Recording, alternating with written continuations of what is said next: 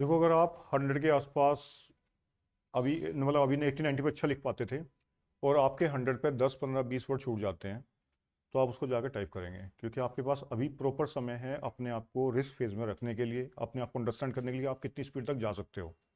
अगर आपकी स्पीड का टारगेट 100 का है तो ये सबसे बेस्ट समय है, आपके ऊपर कोई प्रेशर नहीं है परफॉर्मेंस का फिलहाल के लिए। लेकिन एग्जाम डेट पे आपके साथ परफॉर्मेंस का प्रेशर आ जाता है। अगर आपको लगता है आप 90 में बहुत अच्छा टाइप कर रहे हो और आपको एक भी वर्ड नहीं छूट पा रहे, तो मेरा सजेशन है आप 100 पे टाइप करो, भले ही आपकी डिक्टेशन के टाइम पे 10 से 20 वर्ड छूटे क्यों ना हो। अगर आप अपने आप को रियलाइज कर चुके हो कि हाँ मैं 80-85 पे या 90 पे मैं बहुत अच्छा लिख पा रहा हूँ, तो 10 का जंप लेके चलना। अगर आप 100 पे अच्छा लिख पा रहे हो, बहुत अच्छा लिख रहे हो, और उसमें गलती 10-15 से कम कर रहे हो, गलती का क्राइटेरिया 10 to 15 से लेस देन का है, तो फिर आप जो पहली डिक्टेशन में बोलता हूँ जिसका पर्पज ये है कि आप 100 पे आराम से लिख पाओ, उसको 110 के आसपास बोला जा रहा है लगातार। वो इसीलिए बोला जा रहा है ताकि आप जो है जब 100 की डिक्टेशन फेस करो तो उसमें कंफर्टेबल महसूस कर सको। सेकंड पॉइंट, उसका ऑब्जेक्टिव क्या है? आपको 800 वर्ड नहीं तैयार कराए जा रहे, आपको हमेशा 1040 के आसपास या 1050 वर्ड तैयार कराए जा रहे हैं, क्योंकि डिक्टेशन वहां पे होगी 1000 वर्डों की 100 की स्पीड पे। अगर आप 800 वर्डों के साथ तैयारी करते हो अपनी तैयारी, तो वे लास्ट की 200 तैयारी आपकी बिना तैयारी के रह जाते हैं 200 वर्ड। तो हमेशा जो डिक्टेशन लिखोगे जो 100 वर्ड की होगी, अगर आप एग्जाम के आसपास हो तो 1000 प्लस की ही लिखना, अगर डिक्टेशंस में 1000 वर्ड आने वाले हैं। ठीक है, रेडी? लिखें।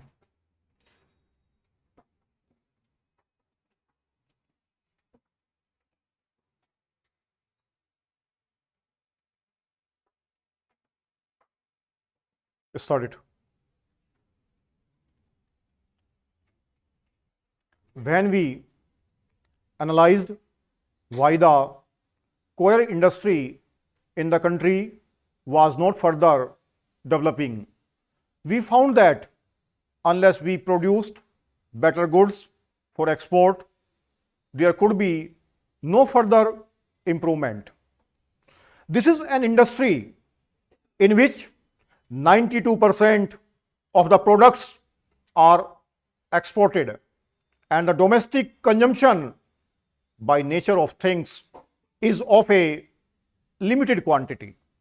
So, when market surveys of foreign countries were made, we were convinced that mechanization as a part of this industry should be introduced so that in a gradual manner we could produce better goods acceptable to the sophisticated markets of the world.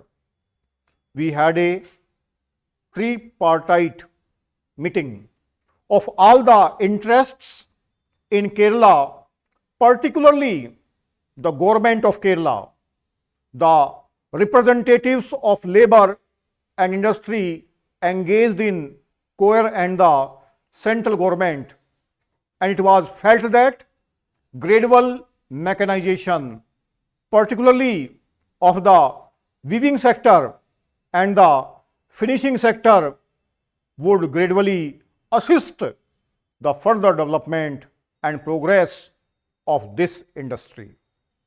Particularly in Kerala, this is the basic industry giving employment to more than nearly 1,000,000 people.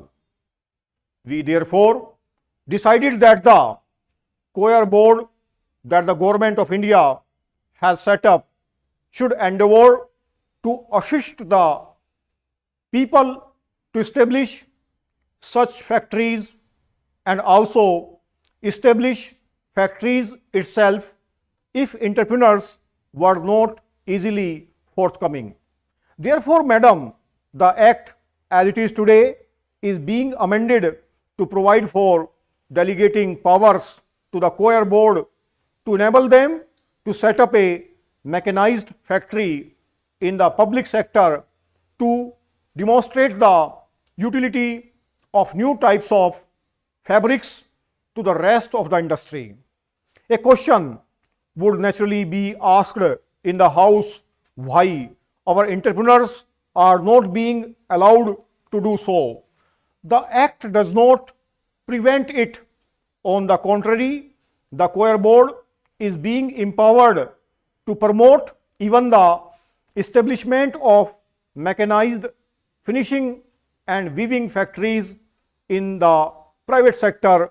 If private entrepreneurs come forward, but looking to the nature of the industry and the entrepreneur class engaged in this industry, we have found that in the last few years, not many entrepreneurs have been coming forward, and we would like to establish one of the most modern model factories which can produce the latest types of goods. The amendment as proposed in this bill has been placed before the House. We are convinced from our technical surveys that we will not be able to stand in competition with the rest of the world. As the House is aware, Madam, there are other competing countries in the world which compete with us in coir products. But as a result of the persistent effort of the coir board and the government of Kerala in India, we have been able to have the highest percentage of utilization of the husk of coir than any other competing countries.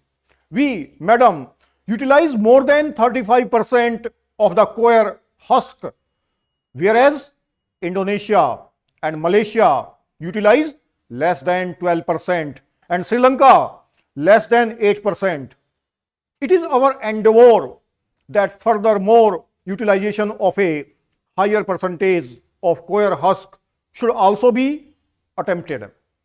It may therefore be looking like a contradiction in terms that when mechanization takes place, there will be unemployment. This might be a question generally asked because Kerala is a state where unemployment is a major problem. But Madam, the experience that we have in other industries is that all mechanization does not lead to less employment. As a matter of fact, if we can produce more goods and sell more goods, the overall employment in this sector might go up rather than go down. Even if it is pure substitution, as we have calculated, not more than 1500 people in all our out of the million people, and I mentioned, are likely to be displaced. But our hopes are that not only these 1500 people will not be displaced, but we might be able to provide additional employment as a result of larger and larger utilization of the husk and better production of the goods and larger sales and marketing of these products. That way we might be able to increase some employment in the long run. Therefore, Madam, here we have mentioned that amendment in the bill, another amendment that has been sought to be provided is that this is a poor industry, and so far there was a cess on the coir products which finished the development of coir industry. Madam, the government of India therefore decided to remove the cess.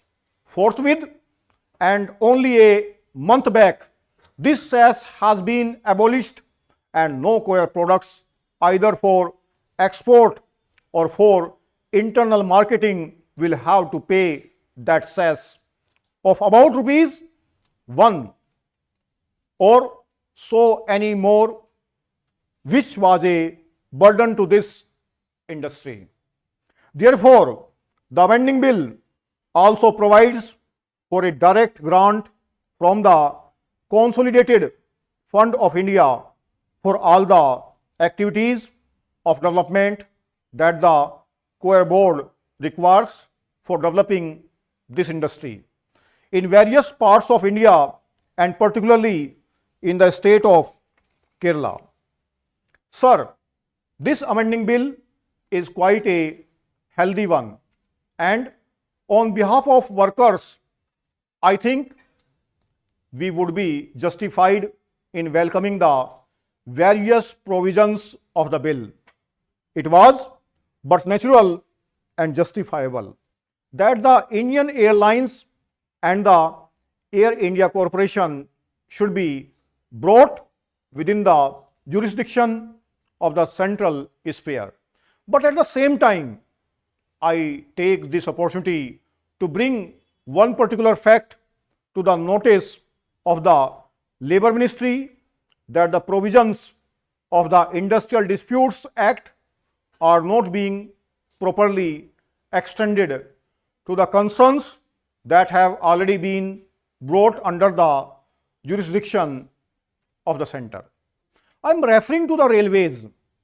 As a matter of fact, the Industrial Disputes Act is applicable to the railways, but it is well known that the administration has persistently refused to abide by the provision, and therefore I should like to request the government that they should be very particular about the effective implementation of the provisions of the Industrial Disputes Act in the various concerns which are brought within its purview, that the dispute between an employee and an employer should be an industrial dispute.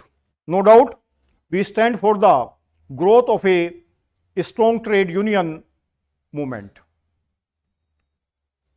1040 word है, 100 की speed है, 176 177 से बोला गया है. अगर आपने अच्छा लिखा तो टाइप करेंगे, अदरवाइज आप 90 के आसपास लिखेंगे, 80 90 के आसपास.